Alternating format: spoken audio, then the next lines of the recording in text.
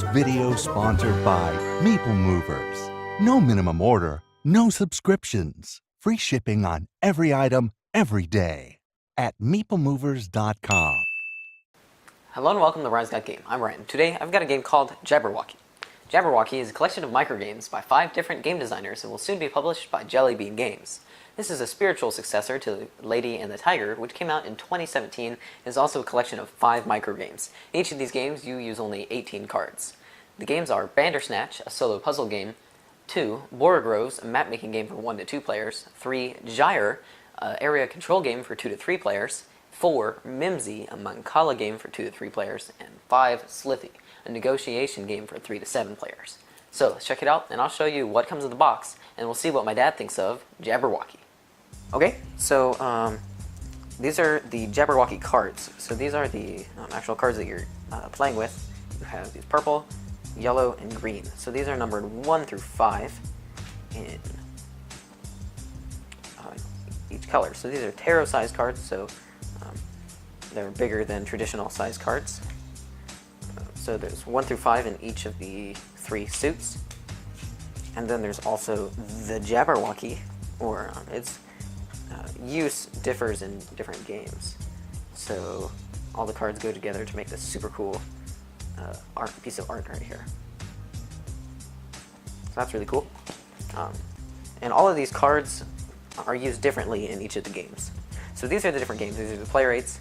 So Gyre is one of the games. Borogroves is another one.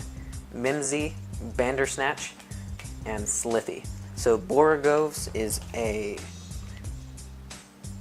it's a game where you're moving these little marbles around on a tile set out. So it's a map-making game, but you're moving these around trying to get different numbers of these marbles on different cards.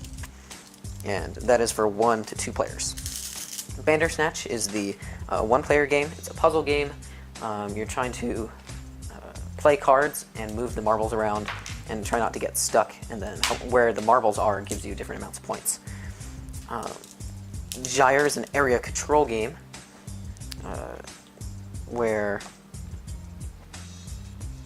you're moving your character, which is one of these, around this board, and then you're inhaling and exhaling, moving these onto different cards and scoring points based on those. That's for 2 to 3 players.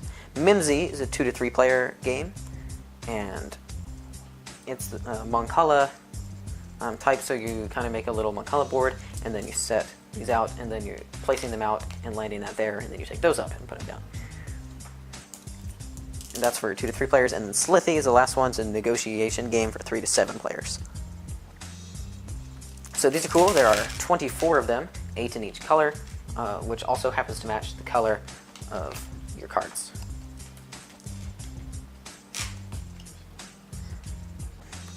So in all, this is 5 games made by 5 different game designers, and it uses only 18 cards and these 24 marbles. So that's what you get in Jabberwocky. Okay, I've got my dad here for parents' opinions. Dad, what do you think of Jabberwocky? I was blown away by Jabberwocky. 5 different games, and they were so unique. All 5 of them. Yeah. So this is like Lady and the Tiger, which is also contains 5 games, and they're also using a limited number of cards. I can't remember exactly. It might be the same number. I think it's 18. You're still using 18 cards. And these 5 games are even so different than those 5 games. Yeah.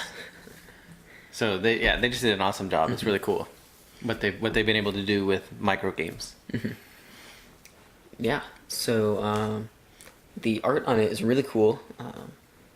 You've got like an abstract, kind of like confusing feel to it. Kind of how like I feel like Alice in Wonderland when I'm looking at all this. It's just crazy stuff. Yeah, I think they use the same artist that they used for Village Pillage, and you're right. Like it kind of gets in that theme, of Lewis Carroll, and there's like the Cheshire Cat in part of on the back, so it's kind of cool. And they really did a good job tying the art in with each of the game names and the overall title. Yeah. So strategy. I guess it's different for each of the different games. Some of them are more strategic than others. Yeah. Well, what was your favorite? Which one was your favorite one? I think my favorite one was Mimsy. Okay. Which one was that one? So Mimsy is the one where you're inhaling and exhaling the marbles onto and pulling off of cards, moving them around, trying to get yours onto. Or was that Gyre? Is that Gyre? I think that might be Gyre. Okay, well then my favorite was Gyre. So yeah, that one was kind of cool. I really enjoyed that one. What did you like about it?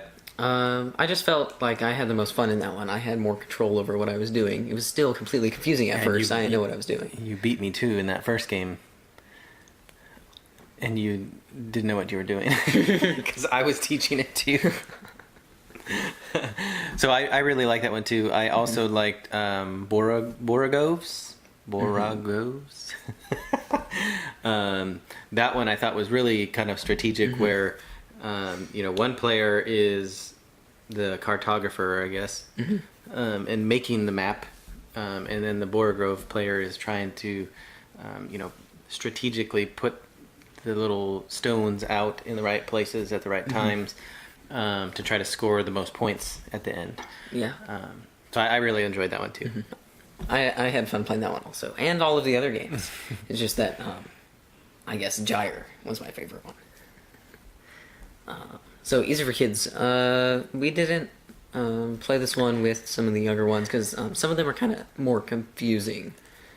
Yeah, I mean, I think I don't know. This probably isn't one that you'd play with like elementary school age, but definitely middle school and up can get those because of the different types of decisions that need to be made. There's really not reading involved in the game, but one of them is kind of a bidding game, which tends to to get a hang of those you need to be a little bit older to do that. Yeah. And then there's a solo game. I don't know if they would.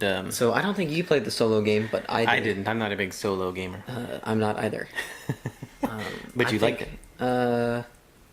I think I enjoyed it, but it was. I think that one was Bandersnatch was my least favorite out of all of the 5. Yeah, but we're not big solo gamers.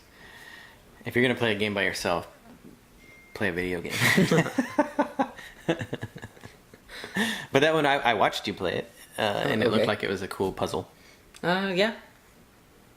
And then there's like a scale, I guess, to see how well you can do. You can keep playing and try to get a higher score. Yeah. Like most solo games do. Yep. There's nowhere to level yourself against. Yeah, so overall, I had a lot of fun with this one. We played it, and like you said, it's crazy how different all the different games are. Yeah, I was blown away. They use the same cards. Same components, and I think it's even so different. It's the same components from Lady and the Tiger. Yeah, they have the same little stone. Yeah, the pieces. same stones, different colors, and then it's the same number of cards. But I mean, Lady and the Tiger in this game used the artwork differently. Like this one had numbered 1 through 5 of 3 colors. The other one had different 2 implementations colors of 2 wilds. colors. Yeah, so it's just crazy. Yeah, it's the same. They came out with 10 games that are so very different from each other. Yeah.